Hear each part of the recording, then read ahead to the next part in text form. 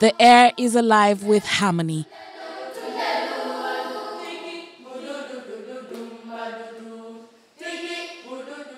A melody that whispers hope and resilience, but also carries the echoes of countless tales of survival.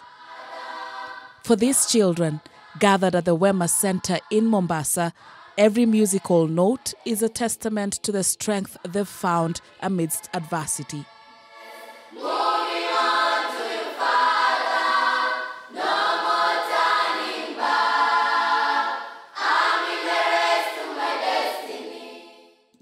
In another corner of this bustling institution, Joseph Mwangi, an alumnus himself, coaches a poetry recital. His voice is firm yet gentle, guiding young minds through the rhythm and rhyme of expression. The mission to I, mission impossible. Very nice. Poverty. Joseph's journey from the streets to becoming a mentor here is a powerful illustration of Wema's transformative impact. I come from a very, very complicated, difficult background. I was born in Nairobi, Kariobangi slums, and my mom was not able to take care of me because she was an alcoholic. And that forced me to go into the streets. Yeah, I went into the streets and miraculously I found myself in Mombasa. Kongo ya Mswahili alikuwa muongo. Paka huko shuleni wakamuita Kaongo. Meet Samuel Mwangi, a Form 4 student whose star shines brightly. He's a gifted footballer and a compelling performing artist, recently crowned Best Performer for his oral narrative, Kongowea Mswahili, at national school competitions. Yet, Samuel's world was once shrouded in darkness, a stark contrast to his current brilliance. Mimi nilikuja Wema Center 2010. Nilikuwa 2 years old. And nilikuwa tu mbaya. Kwenye nilitoka, nilikuwa nimeachwa. So nikakuwa rescued. Walienda kwa koti, lakini hajaipatikana. Sisi sema tu amekufa juu sijui, na sisi sema wako, ndio tujai waona. Na kwa mtoto shajitokea kusema huyu ni mtoto wangu ama huyu ni. At sometimes nasikianga vibaya, watu wanakuja, unasikia wewe uko na baba, uko na mama, wewe hata hujui kama wako ama hayuko. Lakini hiyo ifanyangi ni drop. Hiyo inafanyanga ni kama stepping stone, nasema kama sina, hata nitengeneze maisha yangu nikuwe nao. Pale pembeni akamuona mzee Hamaki. Mzee Hamaki alikuwa kishalewa, anashikwa na kigugumizi.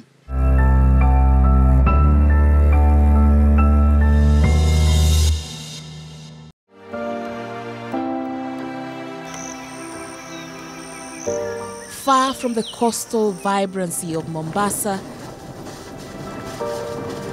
nestled amidst the central highlands of Murang'a County, we find 10-year-old John, not his real name.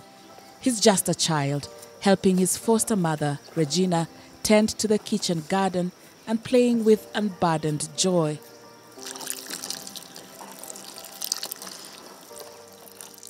But beneath this ordinary veneer, John carries scars, physical and emotional, that tell a story no child should ever endure.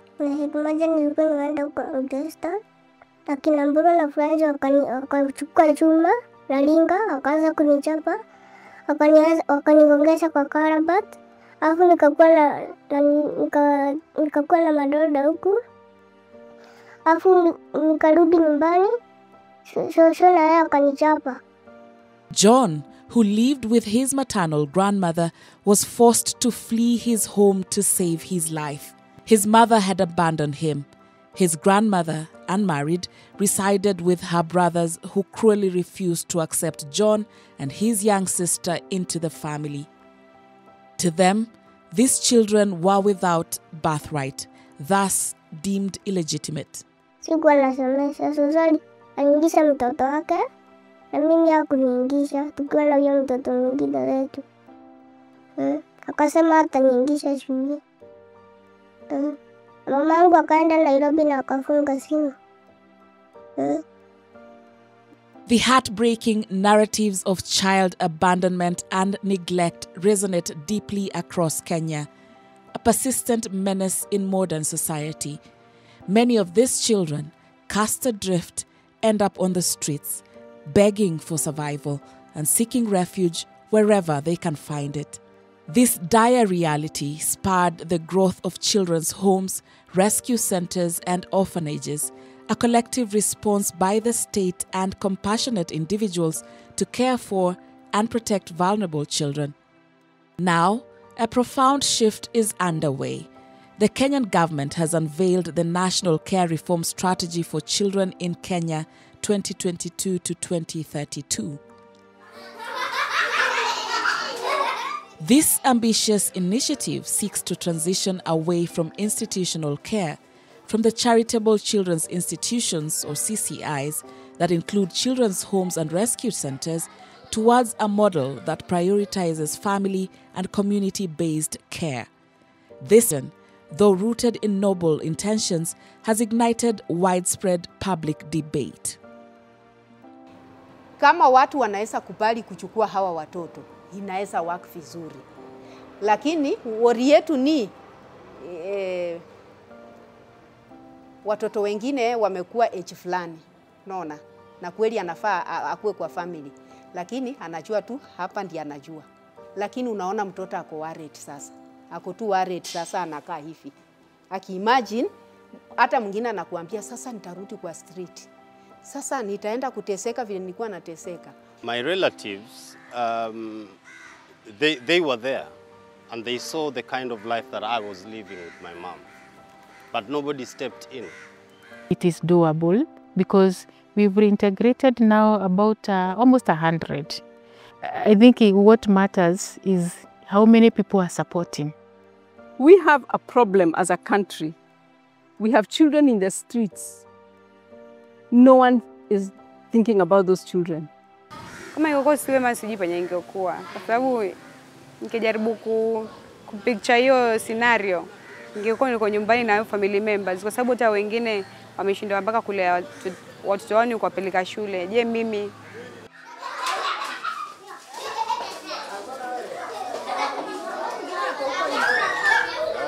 This is Smile Community Center in Soweto, Kayole, Nairobi. And it is more than just a building. This is a sanctuary for 87 children. Children who have found a safe haven, support, care, a chance at education, and a chance to rebuild their lives. Hapa ni kwa boys, wa primary. With a background in social work, Margaret Nekesa founded the center in 2015. Her response was deeply personal, born from witnessing countless young children in her community living on the streets due to poverty, parental alcoholism, and drug addiction, all leading to profound neglect. Goal yangu ilikuwa watoto waende shule, si tu ni wachukue nikae na wao. Na hivyo nilijua community schools around here, nikiongea na mwalimu mwenye shule ananikubalia. So hivyo ndio watoto waliingia kwa shule, na ni passion yangu, si kuanza juu nimelemewa na watoto kwa nyumba. I used to be somewhere else ambao ilikuwa ni rescue, na they relocated to another county. So mimi nikapaki hapa chupate watoto wangu walikuwa wanasoma.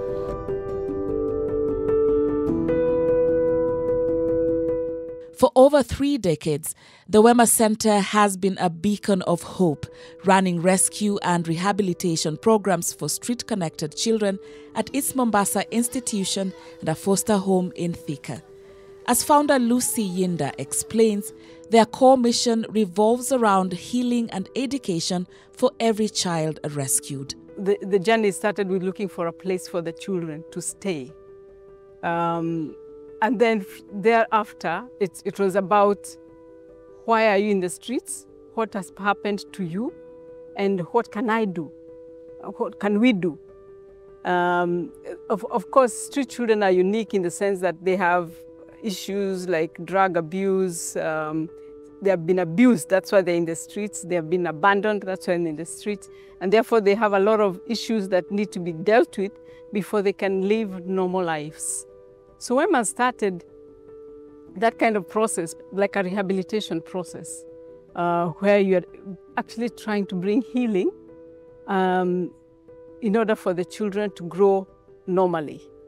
So at Wema we have many programs. We have all manner of psychosocial support activities, counseling, music, sports, group therapy, art therapy, that sort of thing, even drug rehabilitation, which sometimes we do externally to other places. But the most important thing we do is education. Because without education, really, you go nowhere. And you cannot go to a school if you don't have a base to start with. That's why street children are not in school, because someone has to go to a school, make an application, look for whoever is needed to approve, find the requirements, if it's a birth certificate, clothes, shoes, uniform, books. So that is a thing that we do all the time. For their support, nimeweza kusoma na pia nimepata everything. Nimepata education, nimepata shelter na nimepata food. Na I'm very grateful for that. I grew up at Wema Center. I came to Wema when I was 7 years old. Wema took care of me from the streets. They took me to school. And right now I am my own man, doing my own business. And I volunteer sometimes here, working with the children.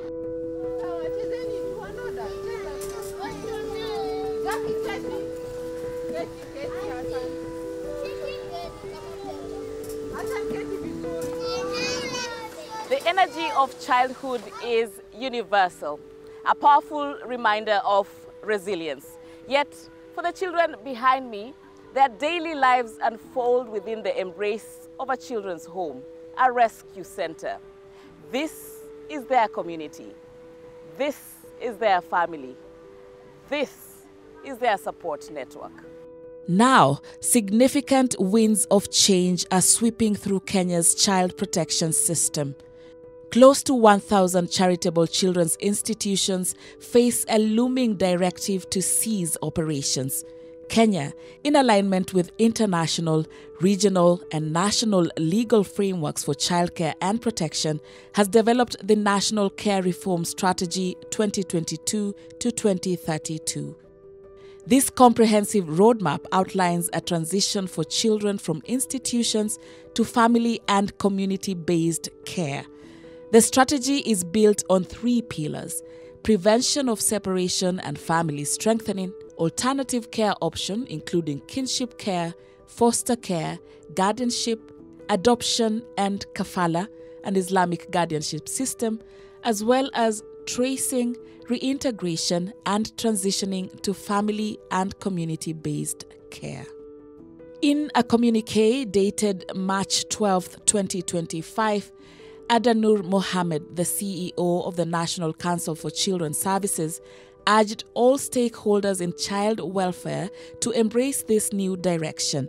He cited extensive research and international best practices which consistently show that institutional care can have long-term negative effects on children, whereas family and community-based care lead to significantly better outcomes. While the communiqué doesn't provide explicit timelines or specific actions for CCIs, it instructs, and I quote, all our officers and partners, including but not limited to CCIs and their donors, to realign their operations by repurposing their residential facilities and resources towards supporting the care of children within families and communities. End of quote. This directive, though seemingly clear, has created considerable uncertainty and discomfort among those running existing institutions. I don't think we have such big problems with institutions, to be honest. And if we do, the government should just monitor, simply check, find out who is misbehaving, deal with those who are misbehaving.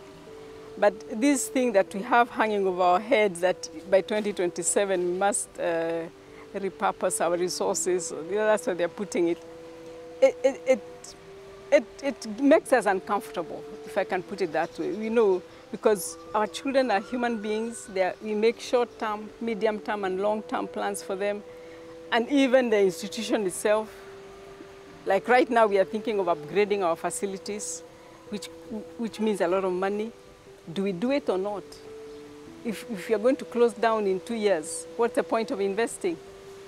So that is a thing that I think is wrong, because at the end of the day, what's at stake is the lives of children.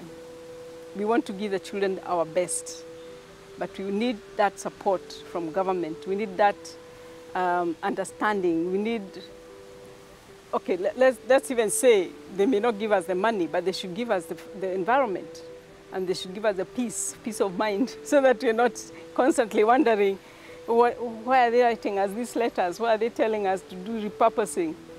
Are we now operating illegally, or what do we do with these children?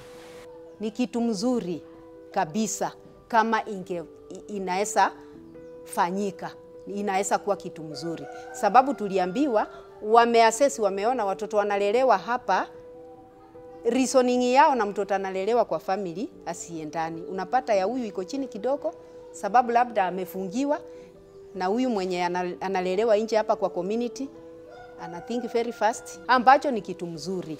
Lakini sasa huku kwenye tunarudisha watoto, tungependa tujue nani ako willing kuchukua mtoto. Kuna watoto hata hapa vile tuko hivi, vile wachasema hivyo, sisi huwafundisha tukitoka kwa mafundisho, lakini unaona mtoto ako worried sasa. Ako tu worried sasa, anakaa hivi.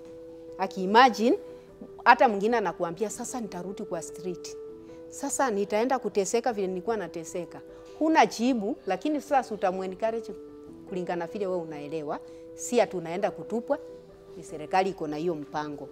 Na hivyo ndio tunaelewa, but kuna completely watu hawaelewi.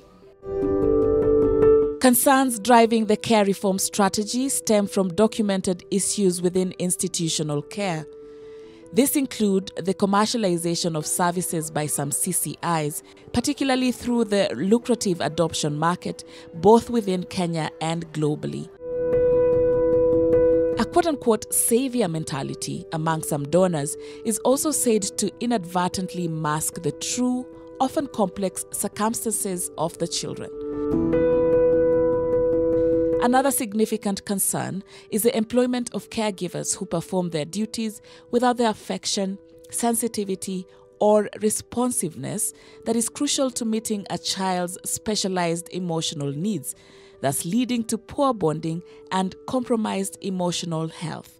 Studies indicate that long-term institutionalization in early childhood can lead to higher rates of personality disorders and recurrent interpersonal relationship problems. Scientific research has shown that children who are in residential care have got delayed developmental milestones. And I agree that this is not purely science, this is also social. If you walk into a children's home, especially those who are taking care of babies, you'll get a caregiver handling 10 children. I mean, for those who are mothers and those who have interacted with families, how practical can one person handle 10 babies? So that aspect of attachment is missing. And when it is missing, you know the nurturing care and the significance of the nurturing care, the contact, the eye contact, the nonverbal communication with this child as the child grows. So this child will experience some delayed developmental milestones. We do understand that there are some institutions who are not safeguarding their children in their care. And we do have the DCS and the government who do their monitoring, and when these instances are found, we do have referrals. For example, like we have cases where the children who we still have are children who have been referred from another institution. And because maybe this institution was getting children in a way that was not as per the law or the guidelines, even family tracing is difficult because you're trying to get where did this child come from, and there's no, that paperwork does not exist. So again, the child ends up staying with us for a long period of time. But establishments like ours, we have tried now to even if in those instances we have these children for a long period of time, we have made sure they're integrated with the community. So if they're in church, they're in the church groups. If they're in school, they're taking part in school activities, extracurricular activities. Our social support program, we have sports. So they're out playing games, tournaments, meeting other children. You know, we have a basketball team, a basketball court, which is also open to community members. So while they're training here, they're also interacting with our kids, you see. And it's just different things like that to kind of, you know, respond to the idea that when a child is here, they're not in the community. No, a child is just in the institution, but they're still part of their community. They're still in the community. The critical question then becomes, what are the true realities of alternative care in Kenya? Are the extended families of orphans and vulnerable children genuinely willing and able to care for them, given existing socio-economic challenges? Can there possibly be enough foster parents to shoulder the immense burden of orphaned and vulnerable children across the country? I was neglected, abandoned, I felt alone, I didn't feel loved, and Wema Center gave me all that. Wema embraced me and they made me feel like I am a child and I matter, I am important, I deserve to be loved, I deserve to be taken care of. My relatives, they were there and they saw the kind of life that I was living with my mom. But nobody stepped in. You know, even now as an adult, I'm the one who's trying to go and connect with them. Nobody's making headway or trying to get to me or, you know, trying to make me feel like I am a part of that community, that family. Yeah, everybody is taking care of themselves. I feel loved. Yeah, si lazima upate mapenzi kwa familia yako real. But the love you get, I think this is the best love I get. We have always been familiar with foster care and adoption and guardianship, and we have pushed children in that direction ever since we started. I mean, it's an understanding that those options have always been there. And we try to use those options as much as we can. We try to get people to adopt children. We try to get people to foster children. But it's not that easy. Unfortunately, it's not that easy. Adoption, for example, for children who have been in the streets is near impossible. Because first of all, there are children who had families.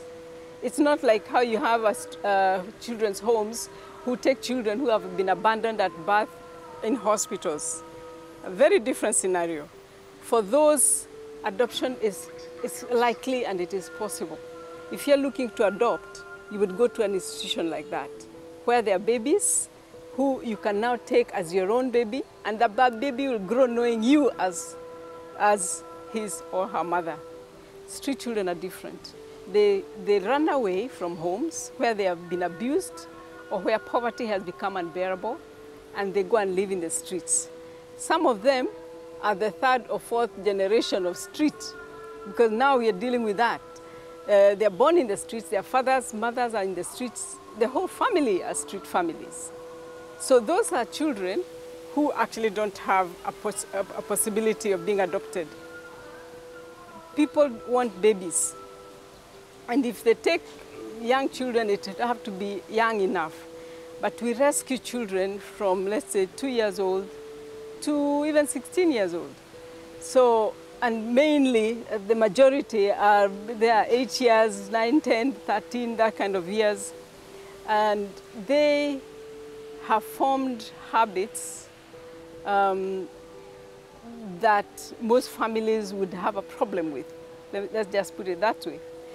And people like us have somehow learned what to do to change them, to rehabilitate them, so that they can now normalize their behavior.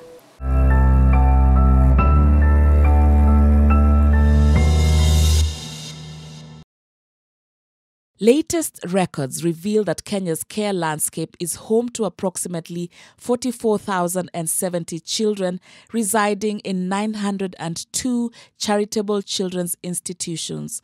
Additionally, 30 statutory children's institutions, or SCIs, house about 1,443 children.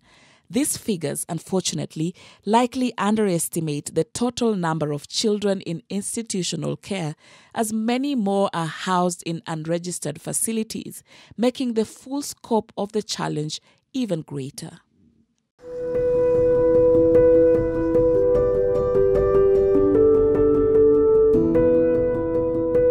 Murang'a County represents a key step in the Kenyan government's commitment to alternative care for vulnerable children. The training and registration of foster parents signaling a clear intention to move away from institutional models. Our presence in this pilot region gives us a crucial vantage point to observe this rollout firsthand.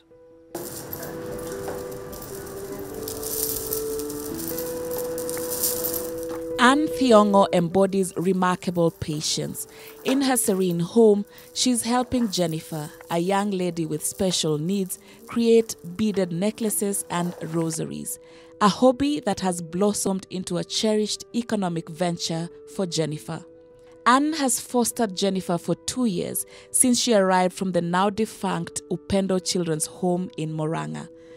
In her 4 years as a foster parent, Anne has met only one other parent fostering a child with special needs in the county during the essential training and support group meetings for foster parents.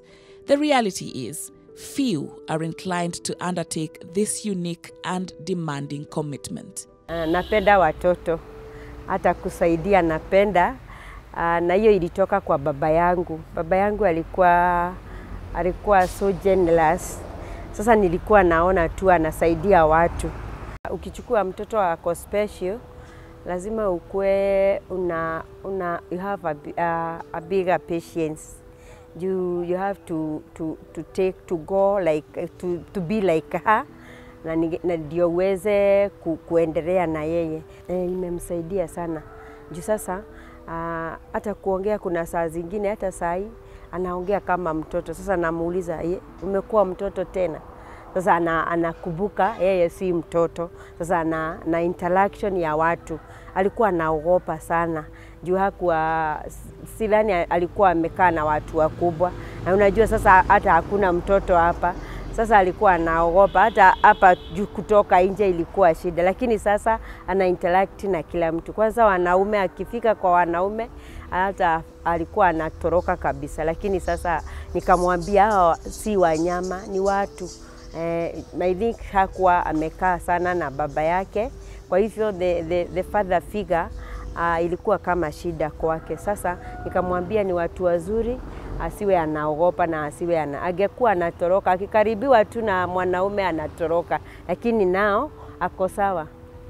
Hata anawasalimia, anawaongeresha na anakuwa sawa. Unaweza ambia watu wajitolee kwa roho zao, kama ni hao watoto watoke kwa children's home wakapewe kwa wazazi foster parent kama mimi ama foster care, ili unajua wale watoto wanajuanga wenye wanakaa na wao ni sister zao na brother zao. Huyu mwenye anawapikia ni auntie yao. So mwenye naye kuna hiyo nini ya children's home, huyo ndio mzazi. Sasa huyu mtoto hajui kukosea ni nini. Hajui kukula kwake, anakula na timetable kama shule. Lakini huku naambia, "Hey, tunapika githeri." Unastukia wanakwambia, "Mama, leo tukule mchele, tunakula ugali." Lakini yule anajua Monday tunakula mchele, Tuesday tunakula hii. Unaona? Sasa huyu mtoto unakuja unamchangamsha. Ama sometimes unakaa na wao unamwambia, "Hey, leo naona tukilala njaa." Ndio nataka kuona maidi yake vile iko. Naona tukilala njaa. Mama, hata tukilala njaa, kesho hatutasida njaa. Juu kuna Mungu atatupea. Lakini yule anajua lazima afanye nini? Lazima akule.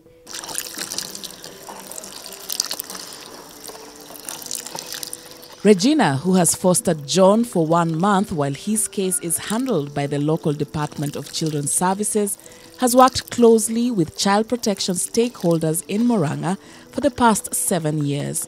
She's one of the dedicated foster parents on call, ready to respond when the local chief or police encounter cases of child rescue and emergencies. Foster parents like Regina offer a vital lifeline, providing both short-term and long-term care to vulnerable children. Mtoto akatoroka tena, nikataka kujua huyo mtoto kwa nini anatoroka. Nilijitolea, nikatoa pesa zangu, nikaenda kuangalia ni nini problem. Vile niliambiwa na vile nilielezewa na nikasoma, juu tulikuwa training, inajua ukiona mahali lazima kuna shida. Training ni mzuri sana, hiyo yenye tulikuwa tumefanya. Ndio ilinifunza niende kwanza nijue kwa nini mtoto anatoroka, shida ni nini. So nikaona siwezi acha huyo mtoto. Juu saa naweza muacha, another day niambia kuna katoto kalikufa, kaliuawa, so nikakuja na wao. So far mimi nimemsimamia chakula, nguo, kwa sahi hakajaingia shule, lakini naomba Mungu hata kama si mimi foster parent nitapewa mtoto kwanza amgaramie vizuri, mtoto aingie shule, mtoto akuwe na malezi mzuri. Juu kwa hiyo wakati alikuwa anaogopa sana kuongea, lakini kwa sahi anaongea.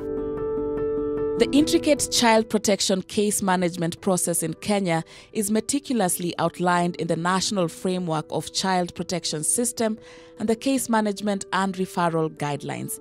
This critical process begins with the identification of any child in need of care and protection and moves through thorough assessment and planning to determine necessary interventions, and then proceeds to the implementation of a protection plan, continuous monitoring, and ultimately case closure. Various stakeholders are integral to this process, from the informants who identify children in need to professionals including social workers, counselors, teachers, and medical personnel, as well as the police, judiciary, families, and the wider community. The Children Act provides detailed guidelines for identifying and categorizing children in need of care and protection, ensuring a structured and comprehensive approach. Before we talk about foster homes, before we talk about closing down institutions, let's think about why they are there in the first place. Why are children in the streets? For heaven's sake. There's homelessness and it's chronic. Tuko na rekodi yetu vile si ufanya juu kila mtoto anakuja na kesi yake ambayo ni sisi tunajua, na kama mtoto atakakaa na sisi afunguke, kama ni wa kuongea, that is aseme kwao, aseme relative, akaye akumbuka hata namba ya simu, sisi follow up.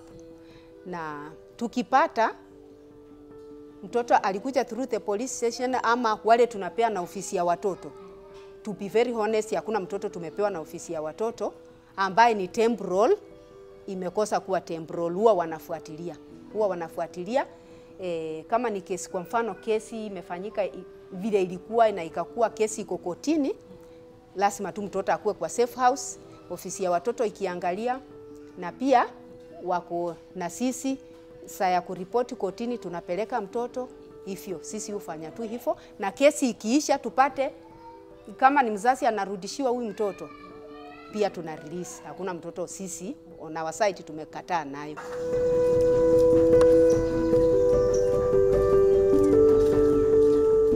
In Kandara, we meet Joyce Nduta,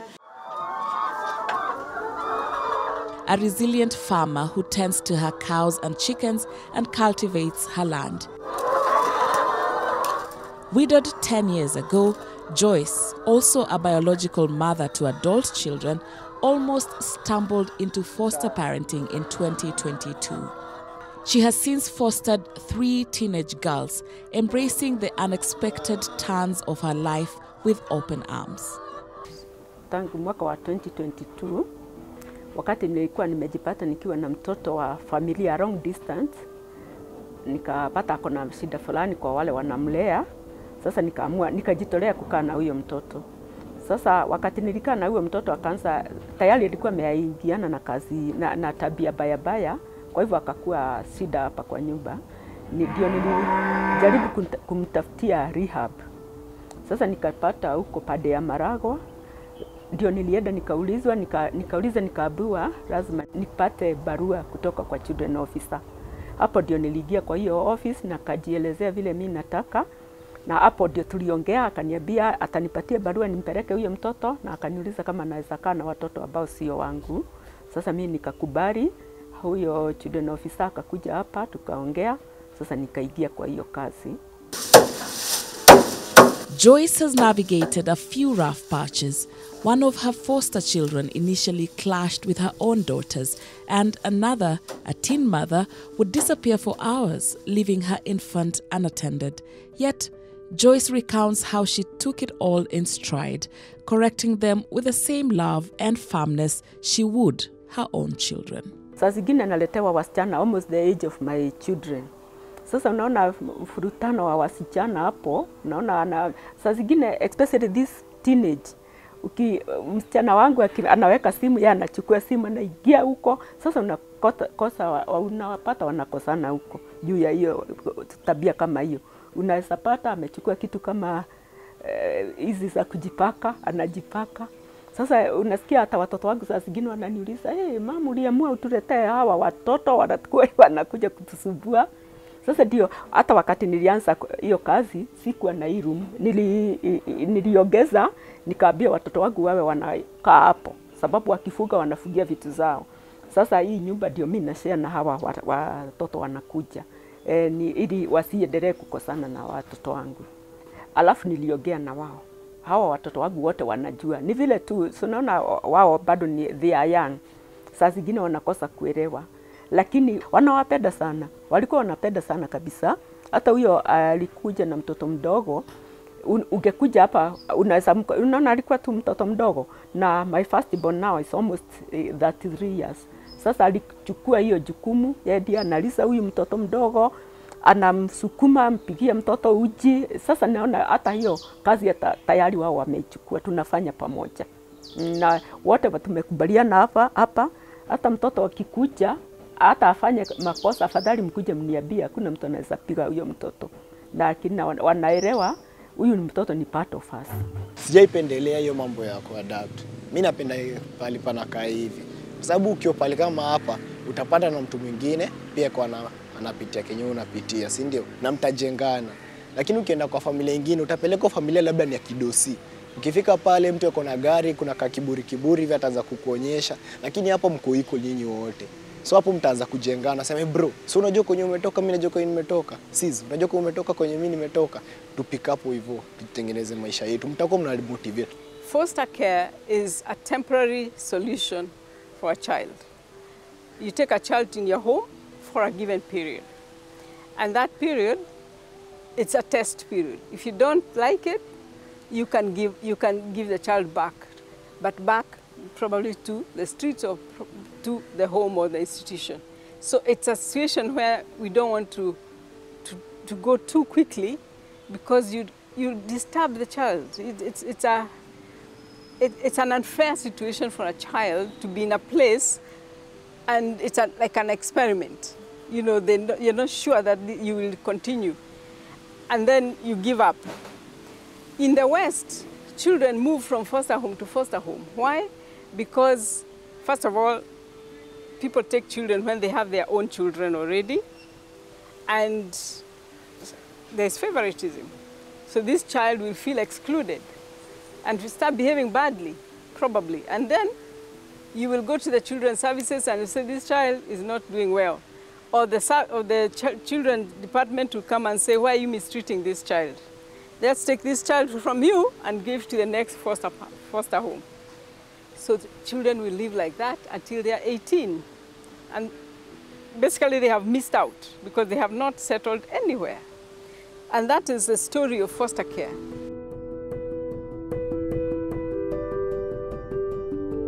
The Catholic Diocese of Murang'a is a crucial player in the child protection ecosystem across Murang'a and Kirinyaga counties.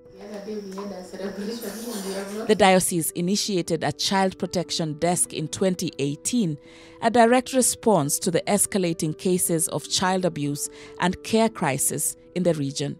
At the national level, we've been able to develop some of the policies, like transitioning guidelines. We've given others, we've been part of even the regulation of the regulation But for the transitioning, we supported fully from the scratch to the launch through L4C program. And at the county level, especially Murang'a, we have also helped Murang'a County to develop children policy. Through the same program, we have a pool of counselors and a pool of social workers who journey with the CCIs, the children who are to be reintegrated back to the community through the case management. Case management is also a process. In collaboration with the Directorate of Children's Services, the National Council for Children's Service and local implementing partners under the Legacy for Children initiative, care reform has been actively implemented in the 3 counties of Meru, Kiambu and Murang'a. This includes the training of up to 100 foster parents in the region. What are the early learning lessons from this ambitious undertaking? It's a mixture of reaction and a lot of learning, but I may start by saying it is doable because we've reintegrated now about almost 100, and we want our CCI to be the role model where people can come and run. It is a patient process. You don't do it in a hurry because you have to identify, to journey with the child through the psychosocial support. When you go do the family assessment, maybe there are some gaps you need to fill in, and you cannot, it is also an expensive process because if you don't have that, you don't have the resources to do all this work, it means again you cannot go ahead with that. I would urge even the government to think of funding care reform in Kenya because it is a good way to go. Even the family they are embracing, they are happy because maybe they thought like they will never see some of their children. The Children Act 2022 provides clear guidelines for foster care and the requirements to register as a foster parent in Kenya. These guidelines cover critical aspects such as age, residency, marital status, financial stability, and a thorough assessment of one's health and character. Crucially, the government does not provide payments or stipends to foster parents, highlighting the voluntary and altruistic nature of this commitment. Sitakagi mzazi achukue mtoto aseme ameona kibarua. Juu sasa hiyo kibarua hakuna mtu anakulipa, ni Mungu mwenyewe. Juu kuna wengine unapatanga akisema nikichukua mtoto kama huyu, serikali itakuwa ikiniletea uga. Mimi niko na miaka hiyo yote na sijaona serikali imeniletea uga. So lazima hiyo kitu itoke kwa moyo wako. Juu ikitoka kwa moyo wako utaenda kutafutia mtoto. Hutakaa kwa nyumba uletewe. Hapana. It is a calling and we don't support them with anything in terms of money. That when you foster this child, I'll give you 20,000. No, it is voluntary here unless when we are journeying together, maybe there is area we see, okay, just like the way I can also help you. You see now, like for example, if it is a abandoned child, you've taken, you have not maybe prepared to buy diapers or none. That time, our program now L4C chip in on those basic things. But most 3/4 of these parents, they are ready to support it, these children fully without any other support. Every child unequivocally has the right to a family. However, we must profoundly explore what family truly implies in the mind of a child, especially one who has experienced severe abuse, neglect, or whose biological parents are mentally impaired or non-functioning addicts. Is it solely a biological connection, or is it fundamentally a place of consistent safety, predictable care, and unconditional love? The isolation and depersonalization often associated with orphanages are valid concerns. Yet, for some children, the structure and rules of an institution might paradoxically offer more reliability and predictability than an unsafe biological home or an inadequately supported foster placement. Wema gave me this assurance and confidence to go after life once more, and here I am, you know, a living example of what such an institution can do to so many people. With the welfare of vulnerable children at the core of this monumental shift, and with the deadline for reform fast approaching, what are the most crucial considerations for the government moving forward? Sasa unaona area hii yote hakuna mwingine isipokuwa mimi. Sasa najaribu kuongea na wao, wakananiuliza unapewa msahara gapi? Naona hakuna kitu. Kwa hivyo isipokuwa hiyo mtu ako na hiyo person, hao watu ni wachache kabisa. Kwa hivyo wale wamejitolea kuwa wamejitolea kuwa foster parent ni wachache kabisa. Hatuwezi kuhold watoto wote ambao wako children's home. Kwa hivyo ni vizuri sisi tunaendelea na kuongea na watoto wasichana wakubali, lakini children's home ikue hapo ili ule kabla ya msichana mzazi apatikane, mtoto anakaa hapo. Unaona saa zingine analetewa mtoto akuwe na tabia baya, nisinde kukaa na yeye, nampeleka wapi? Si ni hapo tu. Kwa hivyo children's home mimi siwezi nikasema hii ishe kabisa. I think institutions like Kwema Center have a very important role to play. We rescue children. We give children a home, a place to be. And they come here and they become each other's siblings. They learn to be together. They adopt each other. They adopt the family that they find. This is a family. It may be big, but it is a family. And it gives a solution to many children who would otherwise not have a family. We have a housing fund, affordable housing fund, which we have talked about quite a lot. And we are using the money to build houses for people who actually already live in homes. Yet we have homelessness and we have a lot of land. Why not create facilities for the homeless? Why not do that? We can do it. And when we have alternatives for children, for street families, then we can begin to ask ourselves why are we having children in the streets when they have a place they can go to. Yeah, the demand might be higher than the number of foster parents, but also the Children Act has given a mandate, has mandated the county government to have a rescue center. I think let's give each other time to prepare. Yeah, they've given us time, but in the meanwhile, instead of keep saying, oh, the institutions are bad, and we have agreed it's not the best place, yeah? And we're usually the last option. In the places a DCS is placing a child, we're usually the last resort and the option. But in the meanwhile, instead of now spending time educating the community on why the institutions are bad, why can't we now educate the community on what they can do for these children? The idea that when a child is here, they are not in the community. No, a child is just in the institution, but they are still part of their community. They're still in the community. If they've been invited to a party, a birthday party for their friends in school, yes, we drop them. We're like, okay, here they are, celebrate, come. When we're having events, their friends can come as well. And it's that kind of thing. Our children are in the community.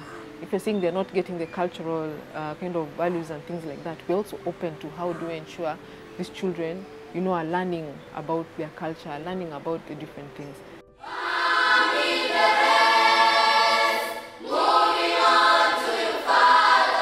As Kenya embarks on this transformative journey, the echoes of these children's voices demand our deepest consideration. We are left to ponder, is the ideal of family truly achievable for every child? Or does the pursuit of reform, however well-intentioned, risk leaving some of the most vulnerable behind? Will Kenya forge a path that not only champions the family unit, but also strengthens the safety nets that catch those for whom traditional family structures have failed, ensuring no child is abandoned to the shadows of the streets? Sharon Momanyi, NTV.